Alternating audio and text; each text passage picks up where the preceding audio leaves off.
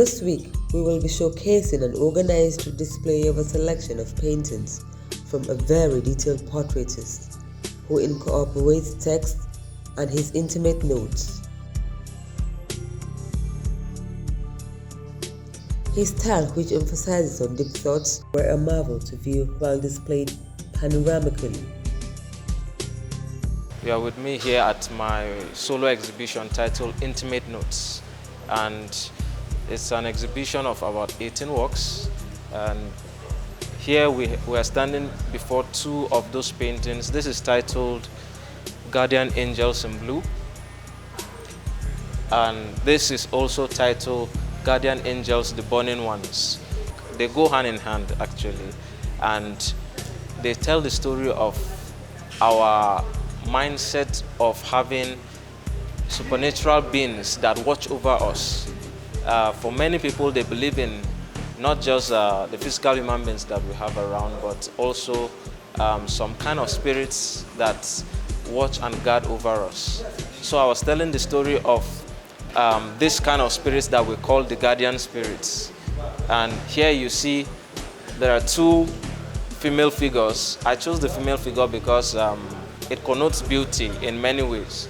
And these two figures are seen holding a spherical object that looks like a ball. In this particular painting, you see that the colors are warm and they tend to be very vibrant. It's even, someone might feel they are standing in the midst of fire.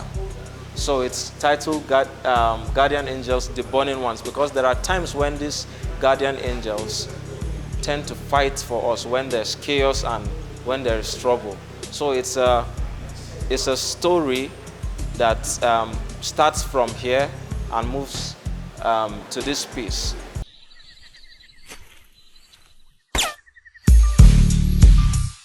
Alhamdu Andrew, also known as the writing artist, had an exhibition of his recently produced works.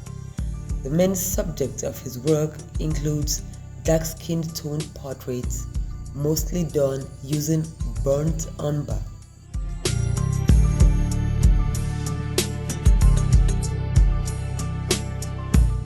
His fantastic use of highlights on the figures make the works look super realistic.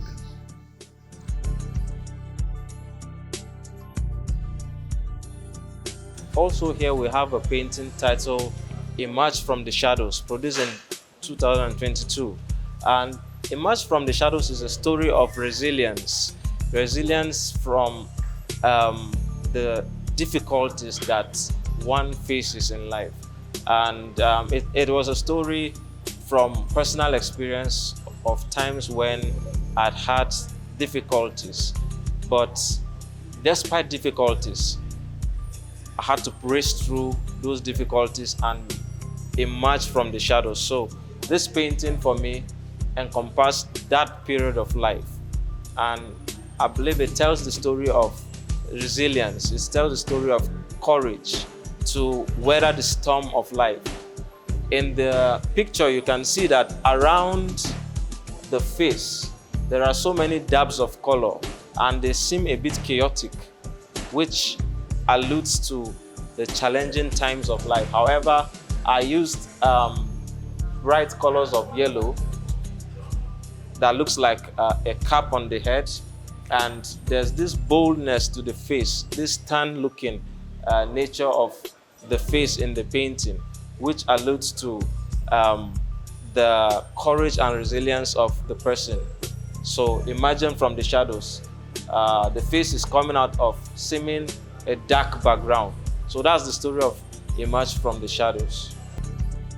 I have a request to say I thank God so much for a moment like this when my friend and son Alhamdu is having his maiden exhibition.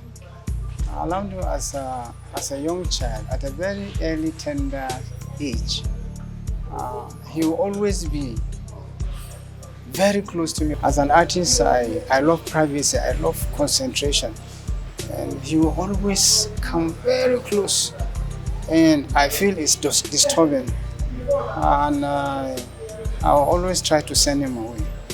But I can recall at the prime age of about 2 or so, what came out of him. He said, he looked at me at the face and said, "Daddy, if I grow up, I will draw better than you."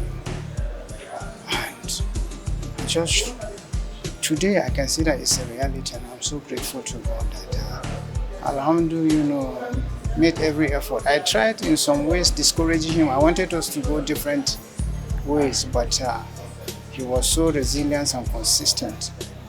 And today he is what God has made him to be. A very, fulfilling artist, a painter.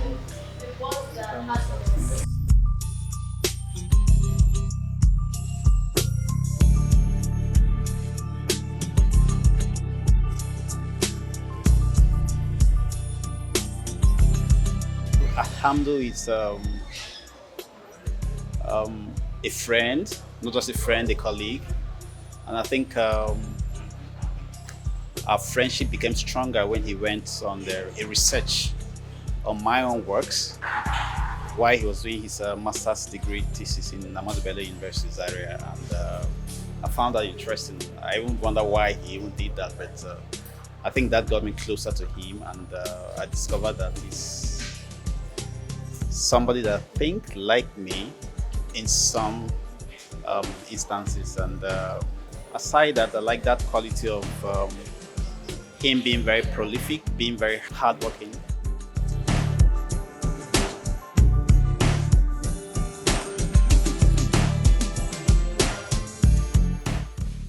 Okay, my journey as an artist, I usually say it was in twofold. There was the subconscious part, and there was the conscious part.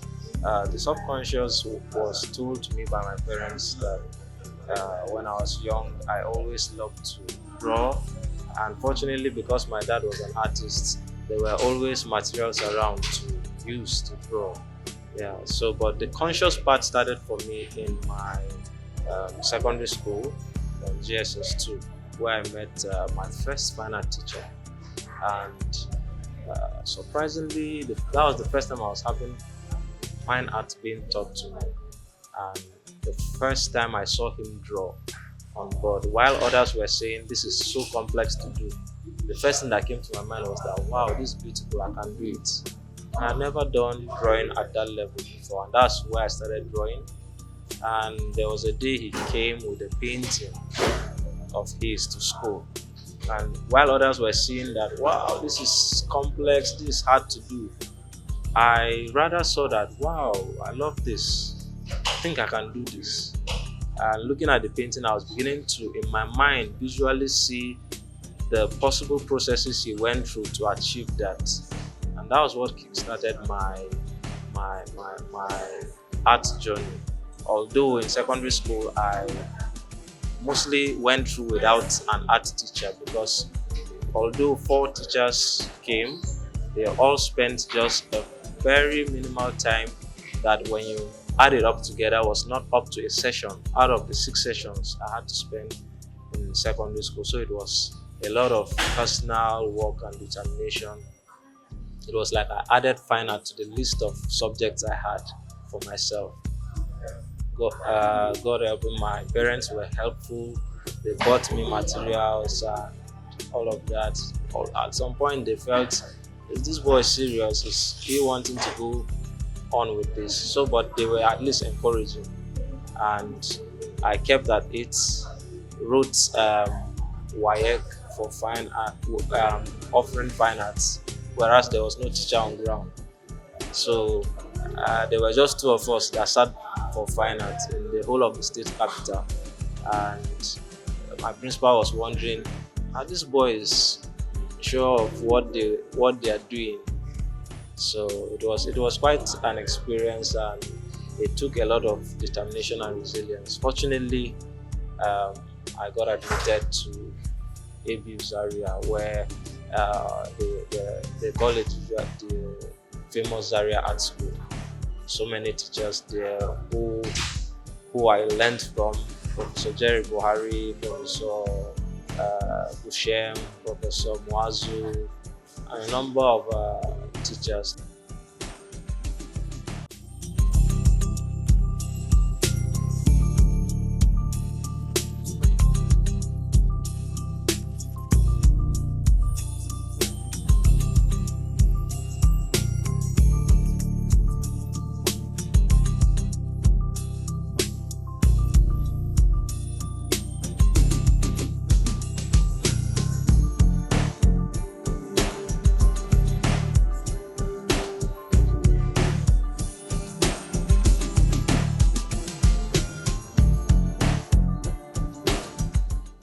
portraits are a representative of life issues and experiences, as well as imaginative superstitious beliefs. The exhibition, titled Intimate Notes, resonates the artist's inner thoughts incorporated with visual arts.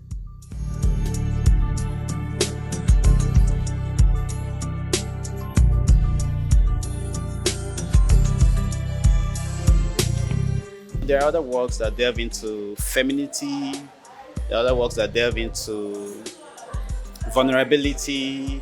Yeah, he has deployed other techniques like using patterns, using text writing. Sometimes the writing becomes a bit hidden. They have to go close, or you have to make up your mind on what exactly that artist is trying to say.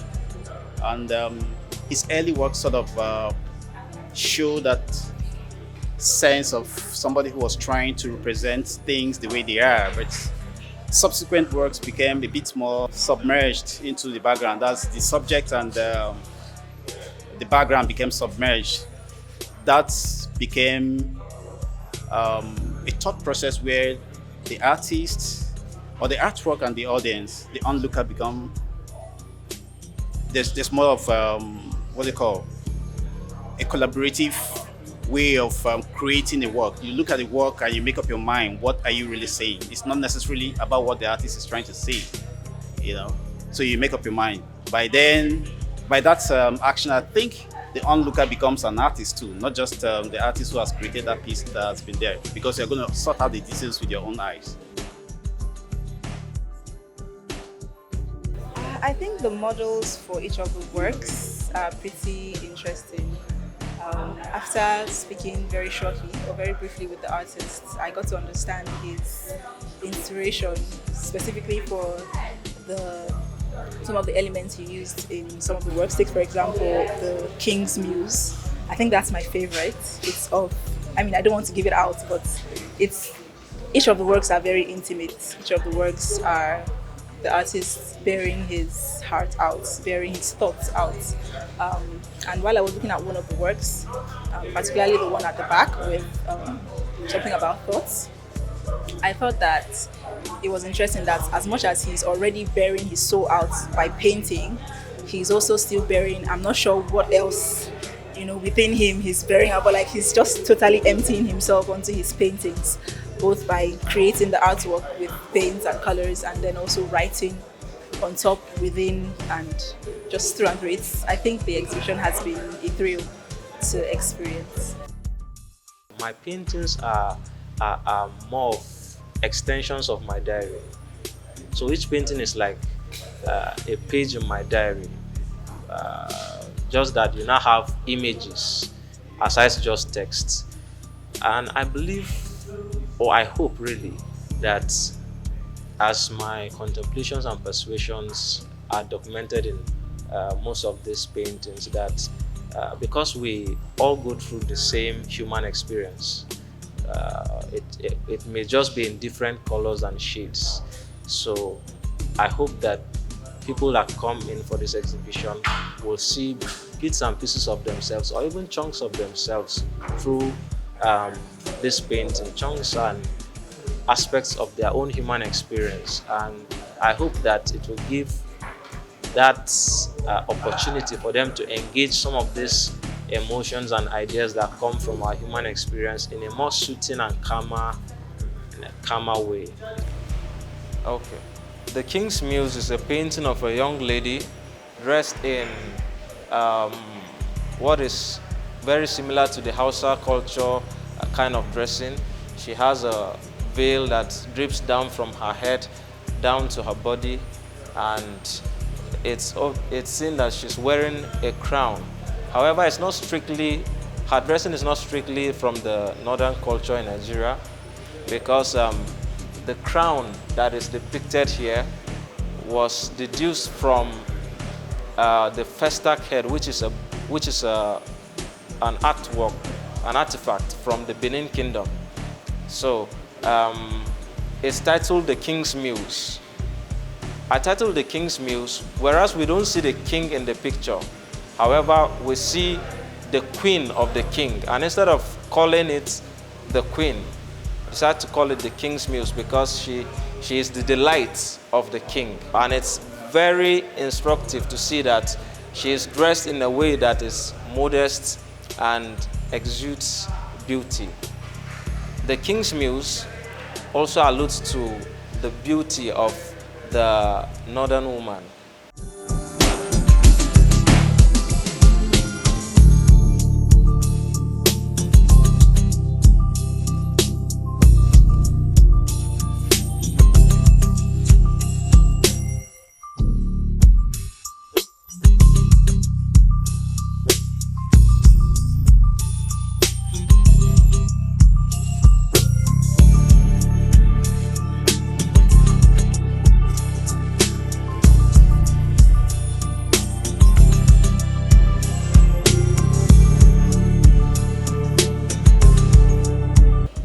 For the exhibition, as a curator, what I saw that was interesting for me, you find works that delve into certain aesthetic sensibilities.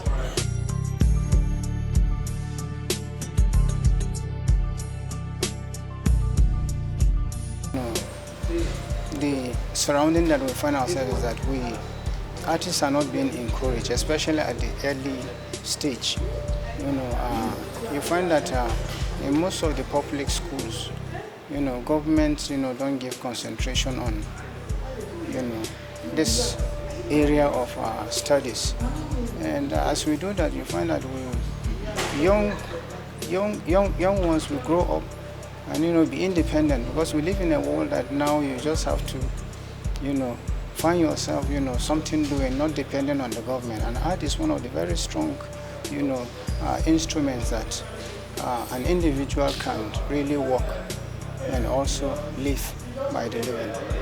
This is his first exhibition, and I hope that he's going to continue, because what takes an artist up there, it's consistency. It's not so much about that one hit thing. You have to do it on and on and on. Maybe you might get it at the first instance, you might not get it, but I think what is important is for you to remain there. If not, you're just a hobbyist. But what makes you a professional is for you to keep doing the work on and on and on. Graduate days, I was doing painting, the conventional painting and all. So, but in our final year, there's a course that we offer called Individual Vision. And the aim of the course is to push the student artists to come up with something a bit new, in quotes, something different, something unconventional, something unique to oneself. So it pushes you into self-discovery. So that was when I began to explore my second love, which was writing. I love writing. I've had a long romance with writing, journaling, writing down my thoughts in diaries. So, but how I began was by picking handwritten student notes that has been discarded, usually after tests or after exams. So I go around, I pick them, and I paste them, make a collage of them on my canvas. So, and I paint over them. However, I paint such that you can still see some of the writings. And that's where my fusion of text and imagery came into being. So at the beginning, I didn't used to write necessarily on it. It was just the students writing. So you could see writings from physics, writings from English department, writings from theater arts, writings from chemistry department. So at the point I felt, okay, some of these writings pop out at me. So I picked a marker and began to echo some of those writings. So I repeat some of the writings that stand out for me. And at the end, it produces a beautiful collage of both image and text. So later on, the style progressed, and I write things from my mind, because I do a lot of meditation, a lot of soul searching, and as a result of things happening around me, I sit down sometime, I brood, and I write out in my journal. So some of those writings from my diaries, from my journal, are transferred to the painting. Yeah, and that's how the fusion of both image and text came into being. And having done it for a while now, a number of people now call me the writing painter. So on one hand, for me, image is not enough, and on the other hand, text is not enough, so I intermarry them. Yeah. His style and use of colors are very peculiar to the Zaria Art School. It wouldn't be wrong to address him as a Zarianist.